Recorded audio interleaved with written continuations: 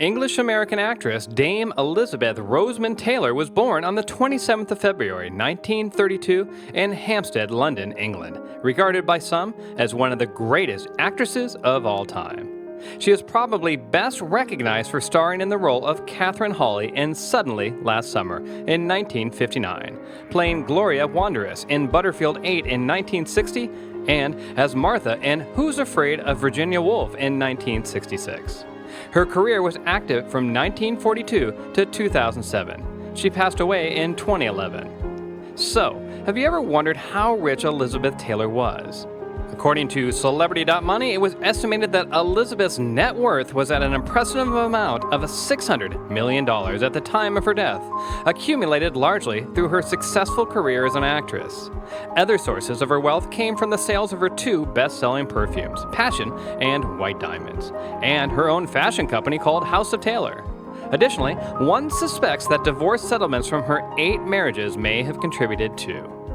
Elizabeth Taylor was the daughter of Frances Lynn Taylor, an art dealer, and Sarah Southern, and stage actress. As her parents were Americans, she received dual citizenship at birth. She attended Byron House and Montessori School, but when the family returned to Beverly Hills, Los Angeles, she continued her education at Hawthorne School.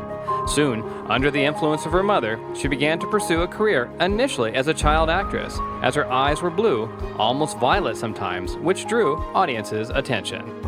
Elizabeth was spotted by John Cheever Cowdid, so auditioned at both Metro-Goldwyn-Mayer and Universal Pictures, which offered her a contract in 1941. So, making her debut appearance in There's One Born Every Minute the following year, which marked the beginning of her net worth.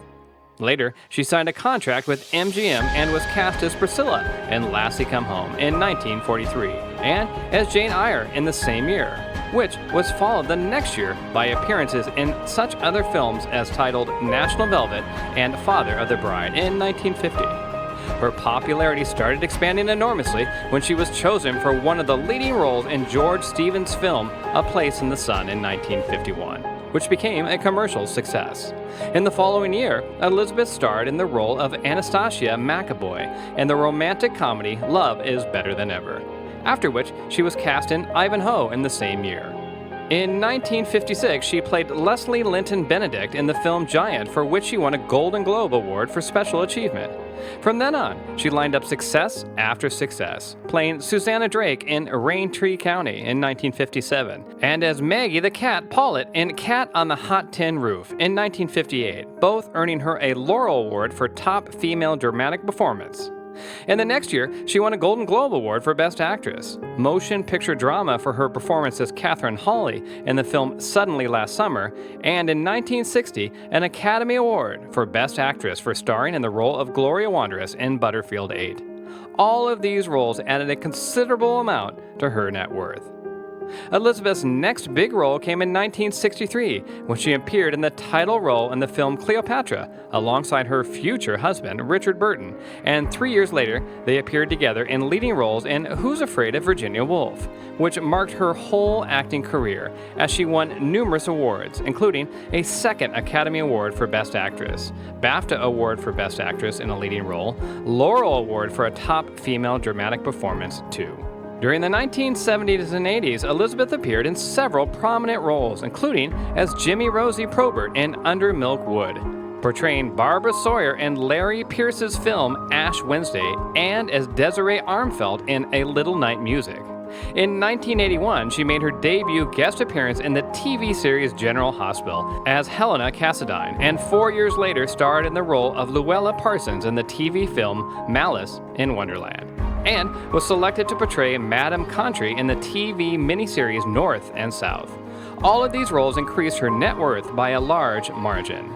To speak further about her acting career, in the next decade, Elizabeth continued with guest starring roles in such TV series as Captain Planet and the Planeteers, The Nanny, and Can't Hurry Love, among others, steadily increasing her net worth.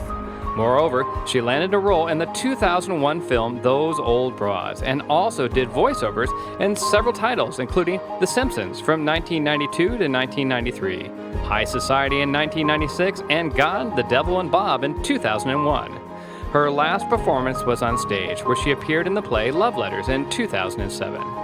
Thanks to her accomplishments in the film industry, Elizabeth Taylor was named 7th on the list of the greatest American screen legends by the American Film Institute in 1999. She also received a Lifetime Achievement Award. Regarding her personal life, it was as expansive as her acting career. Elizabeth Taylor was married 8 times to 7 husbands. She married twice actor Richard Burton, firstly from 1964 to 1974 and later from 75 to 76. Her other husbands were Conrad Hilton Jr., Michael Wilding, with whom she had 2 children, Michael Todd, with whom she had 1 child, Eddie Fisher, John Warner, and Larry Fortensky.